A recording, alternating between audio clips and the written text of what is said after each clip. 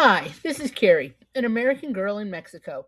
Welcome to my channel where I talk about things that matter to me, my 18-inch dolls, and life in rural Mexico.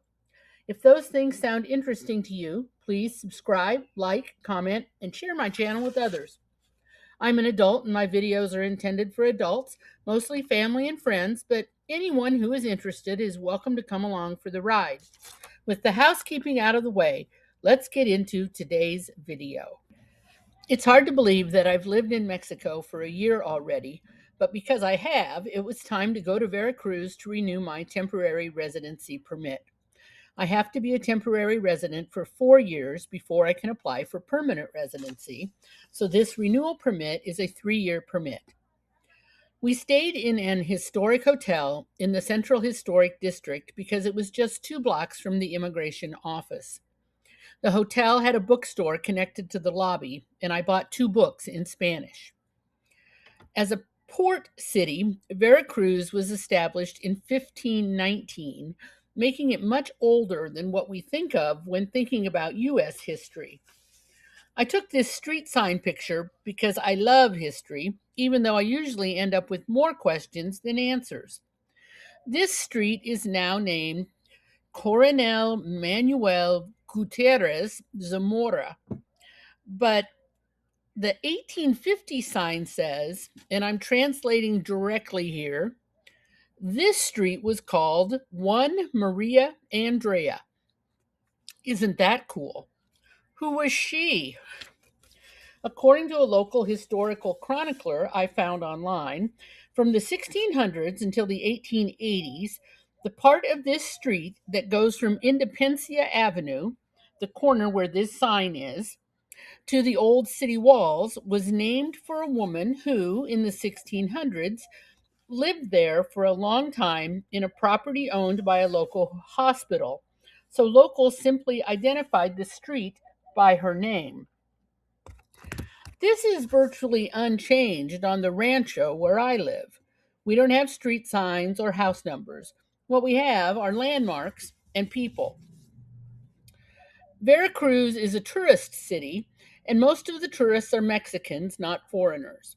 Because we completed our paperwork on Wednesday, we got to be tourists on Thursday. We were only about 3 blocks from the water, so we walked over there to see the big ships. There were a couple of artisan markets on the wharf. Someone took our picture for us, and I bought some tiny seashells to use as beads on a doll dress I wanted to make. In the second mercado, we found a woman selling handcrafted and embroidered clothing from Mexico and nearby countries. I tried on a beautifully embroidered blue dress, but it was too big for me. Next, I tried on a woven dress from Colombia, and it was perfect. I wanted to show you how beautifully it is made. It looks like each piece was woven to size. Looking inside, all the seams appear to be natural selvages, so there's no raw edges to fray. Having just made a couple of doll outfits from hand-woven material, I can attest to how important finished edges are to extend the life of garments made of hand-woven fabric. I love the pattern and that it's integral to the fabric. It is heavy. The fabric feels substantial in my hand.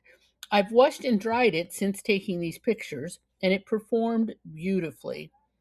This dress has a level of quality we don't see often in the US, particularly at a reasonable price. I paid $650 Mexican for it, which is about $38 US. When we got back to the hotel, I changed into my new dress. There was a dance festival on the square across from our hotel, and a busload of tourists were unloading when we got back to it. Many of the couples were dressed in coordinating outfits and were obviously there for the dance. They had a private dining area to themselves in the morning for breakfast. In addition to our tourist purchases, we had bought some household items that aren't readily available in our market town. So when the taxi came at 9 a.m. Friday, we had bed slats, the extra pieces of lumber cut off from them, roof sealant, casters for a desk, fabric to sew for a doll, manicure scissors, a hat Ephraim had cleaned and reblocked, a walking foot, and our luggage. Four men trying to load the boards was hilarious, but I just bit my tongue and watched. It was good to get home.